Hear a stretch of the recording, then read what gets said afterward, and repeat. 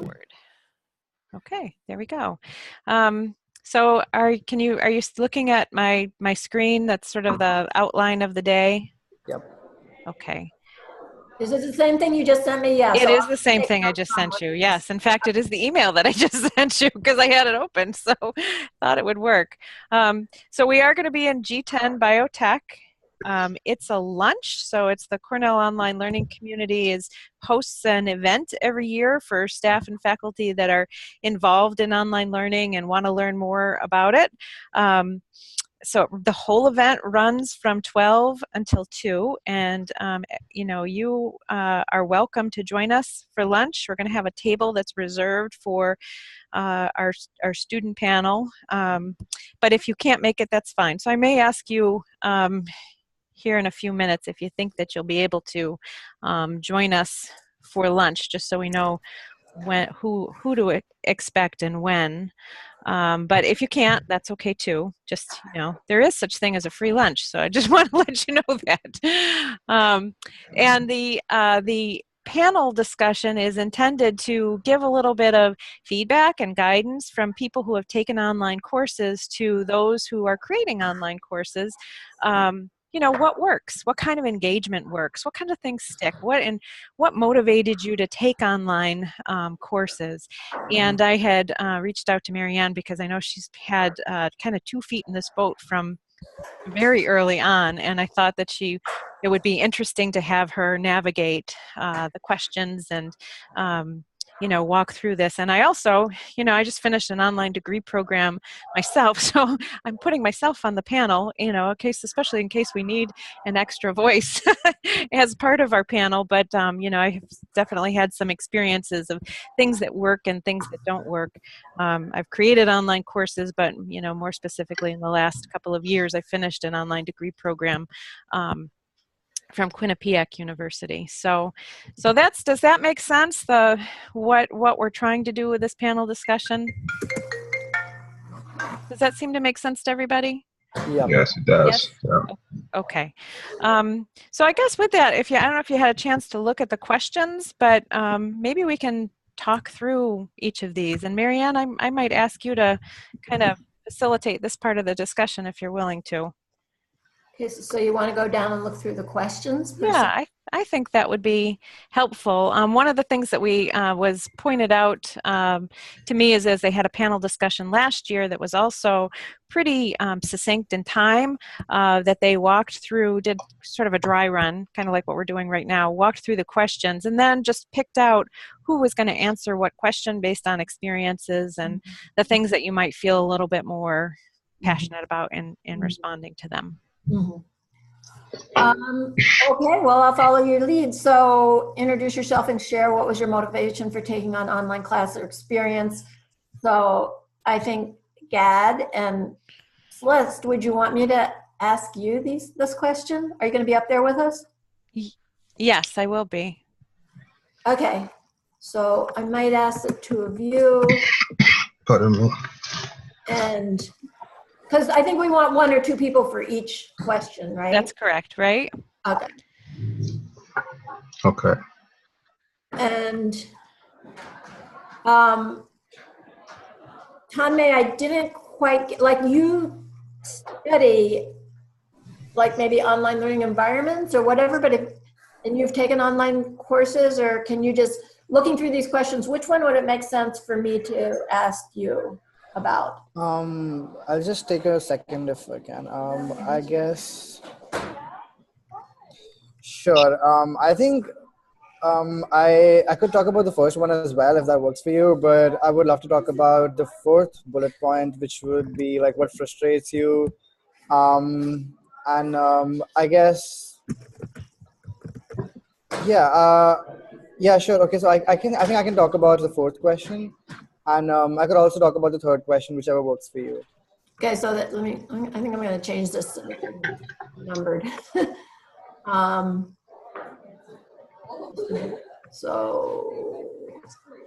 Okay, so what you're saying is you would talk about the 1st, 3rd, and 4th? Yep. 3rd is what works in terms of getting you engaged with your classmates and the materials. Okay. Mm-hmm. And then the 4th. this might be easier to just do it this way, Celeste. Mm-hmm. And, you know, everybody can chime in here. So, Gad, are there other questions that you would like to answer?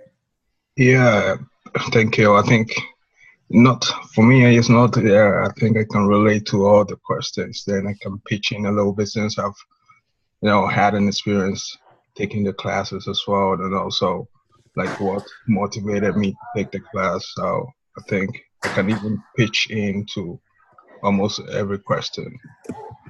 Okay. Okay, great. So we'll just have you sort of as a backup for any question if we can't find others. And, what I'll try to do is ask a different person to go first for each question.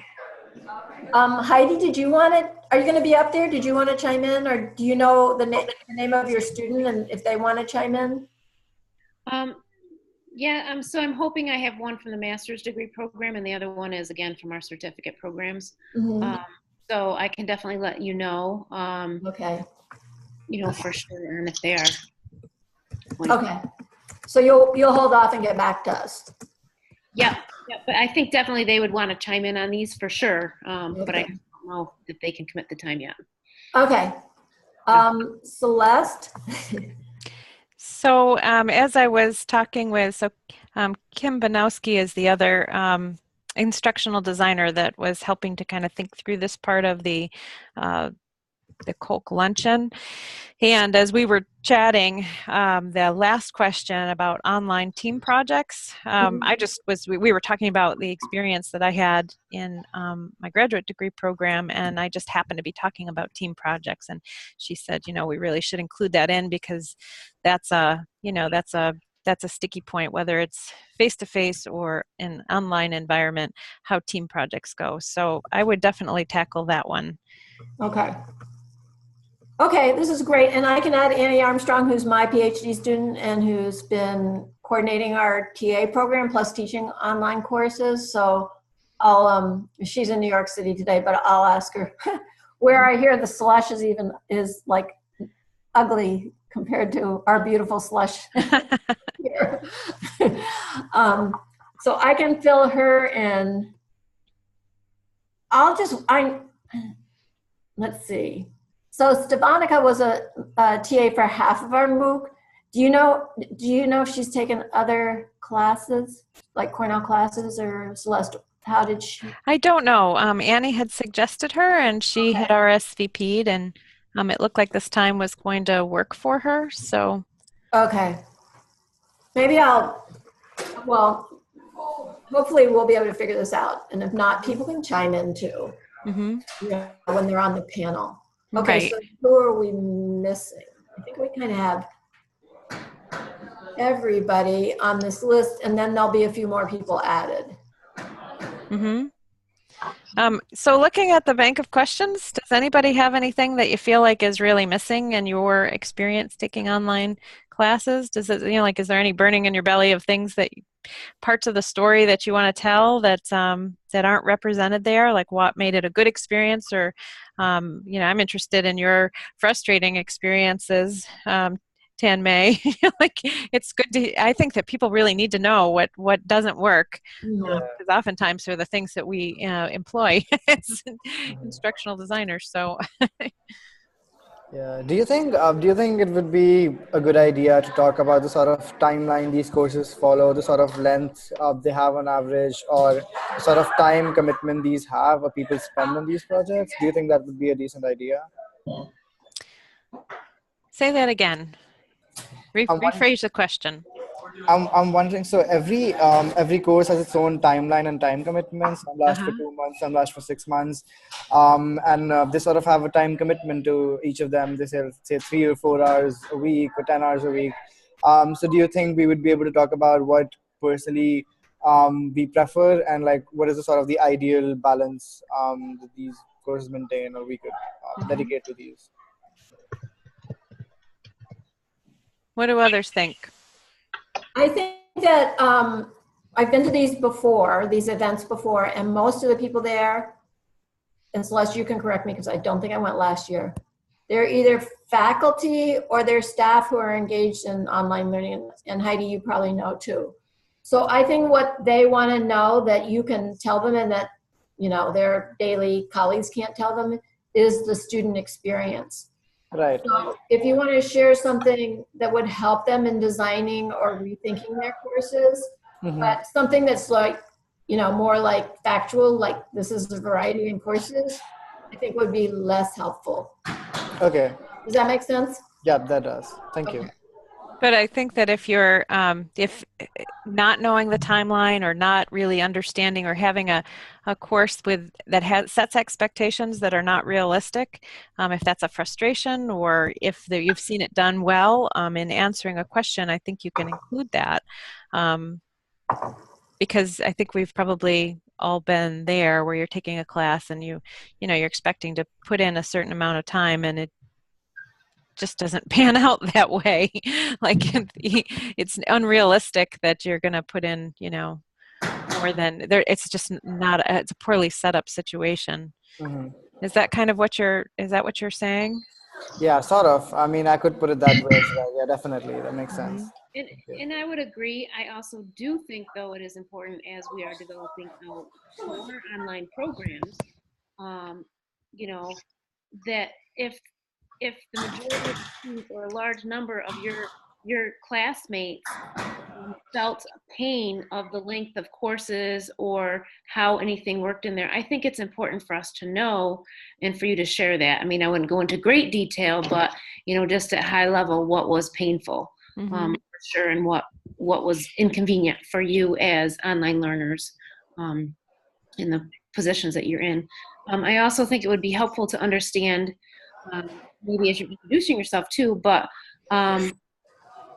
you know, why, I guess we have it, the motivation for you taking online class. So I just saw that on the question. So I take as I'm speaking. So I think we've got that covered because that's a big thing, is understanding why you decided, you know, to. Yep. So Marianne, that first question, should we just kind of go right down the row and have everybody introduce themselves very briefly and mention their motivation for taking an online class or experience? Yeah, I think that would be great. And also I'll ask them what type, you know, was this a credit course or MOOC or some other kind of course? Yeah, that's good. And I'd be happy to answer but to ask any of the questions as well. But yeah, I think having them introduce themselves with that first point is very helpful. It sets it in a positive mode for sure. So Heidi, are you going to be on the panel also? Not to answer questions. Do you want a role, like you're going to be sitting up there? Yeah. So I'm happy to ask questions, or I don't know if we need to sit up there, but I'm happy to sit up there and ask questions from there or from the crowd, whatever works best. You know, Heidi, what might be helpful is, so on the call that we had, the planning call that we had this week, they had asked if I would introduce the panel and introduce Marianne leading the panel. I wonder if that's something that you might be willing to do and kind of spreads us out, and then I can just sit on the panel and be a panel member. Sure, I'd be happy to do that. Okay. I wasn't able to. I got double booked. What's that? I said I apologize. I wasn't on that call. I got double booked. Oh, yeah. No, that's okay. So yeah, I would love to do that. That's okay. fine. Perfect. Okay. I think one other question is if people were in, and maybe this applies to Cornell classes, I'm not sure, but if you're in a MOOC, cross-cultural component, cross-cultural communication can be really important. And I don't know if anybody can comment on that. Like say, Tanmay, I don't know if you took MOOCs when you were in high school, but you know, if you were thrown in with a group of people from 50 different countries, was there anything about that experience that was, you know, inspirational, intriguing, frustrating? Sure, I can answer that. So essentially, we did not have any MOOCs from our school per se, but it's just like whenever I went to just go on, logged in to some MOOCs, and I just want to take them on my own. It was primarily because I wanted to explore more. So I guess one thing that appealed, they were primarily from, say, the US or UK. So I believe that one striking difference and like one thing that I noticed was that when you go on the discussion section or just the way they teach, I feel like every culture, every country has their own way of teaching things. So what I learned back in India is very different from the way they teach it here. So not just in terms of the technical stuff that they teach and like how you write specific stuff, but the way you approach things or the way you approach problems. So I feel like that was definitely sort of different to just go on the discussion section and just see the different ways people are discussing the same problem, and just not being able to relate to how how people are approaching their question and how I approach the question.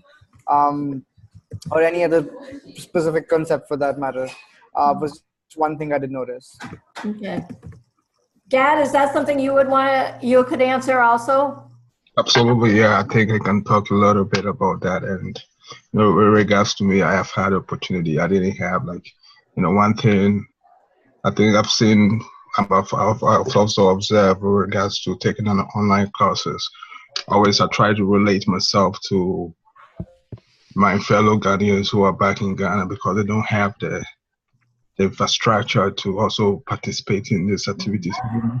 If they have, the medium through which they communicate is different because most nowadays, and I'm very, very happy to see that there's a sort of engagement on Facebook. Like you see a lot of participants from Africa participating in it, and it's one way to get the message out there, and it is really helping us to hear what is going on the other side of the planet. So I think, I can really talk a little bit about that. Yeah. That would be great, because I think your perspective from Tanmai's, totally different perspective. And also, just as an aside, I've noticed that the Nigerian students and some other students are now just going right to WhatsApp, and yeah. So I'm wondering, it's not really important. I'm just wondering that if in, say, some of the, like Nigeria, either people did Facebook and now they're doing WhatsApp, or they just sort of never had the Facebook phase, and WhatsApp are more convenient because it combines sort of some Facebook features and some texting features. Yeah, I think that one thing is that WhatsApp is widely used in most of Africa, and not even in Ghana alone, across the continent. Like a lot of people, you do use the WhatsApp application to communicate a lot. I don't know if it is so in India, but the app is free to download, as well as if an individual is able to bundle a little bit of his data on his phone, he can communicate for a long period of time. So that makes it easy compared to Facebook, which whenever you're there, you are always buying data. And I think, so that is the reason why I've seen the discussion. Yeah, there is a lot of discussion on WhatsApp because the medium and the expense do you have to put into it is less compared to Facebook. Yeah. Oh, I didn't realize that there was that difference in transmission. So there's a difference in costs. Exactly. Yeah. So so that might be interesting too. So Celeste, is it okay if I then add at the end cultural aspects of MOOCs, a question about? Yeah, I think that's great. I mean, let's let time be the factor a little bit, but I think that question, and Heidi might be able to chime in a little bit here, but I think that question is really relevant. The first part of the professional development at the lunch is around accessibility. Right, that's true. Right. Yeah, I know. I mean, I think we can definitely touch on it. Great. All right. Anything else we need to cover? Good. I should ask who's joining us for lunch. So, Tanmai, do you think come for lunch? To come for lunch? Because it would be a good chance for informal interaction. So. Just I might have a class at the. Yeah, I can come actually. Okay. Yeah, I'll be there, so but I might be a little 20 minutes late. Okay. Yeah. And Celeste, the people that I have reached out to, they're going to have to be Zoom. And it works, right? We can. Oh, I don't think so. what the COLC group said at the beginning? Because I asked that question as well. It felt like this is about online learning, so we should be able to connect with other people. But I was told that they wanted everybody there in person. So Okay, I'll talk to him because that kind of wipes out the equinel as a whole, everyone. So yeah, I will, that's the great part about the online is your location doesn't have to be in that city where you're doing it. right. So I'll reach out to them because I definitely see ways that we might be able to have a white screen and have the panel set up so that they can also be on the panel, but just on Zoom. Okay. So So you're gonna reach out to somebody on the COLC committee? yeah, to Diane and Heather, and then I'll work on getting that technology set up if we can do that. But I'm just waiting to hear back from those people. So Okay. not going to Sounds go good. there. Yeah, I did ask that question in advance because it felt like that was that would make it certainly easier to recruit people. Right. But okay. Definitely. Thank you. All right. So Gad, you're going to be available for lunch, but a little bit late. And Marianne, did you say yes for lunch? Yeah, I'll come. Okay, super. All right. And do you happen to know about Annie at all? I would think she'd come for lunch, but I don't know. Okay. I'll check back in with her as well. Okay. All right. Great. Anything else?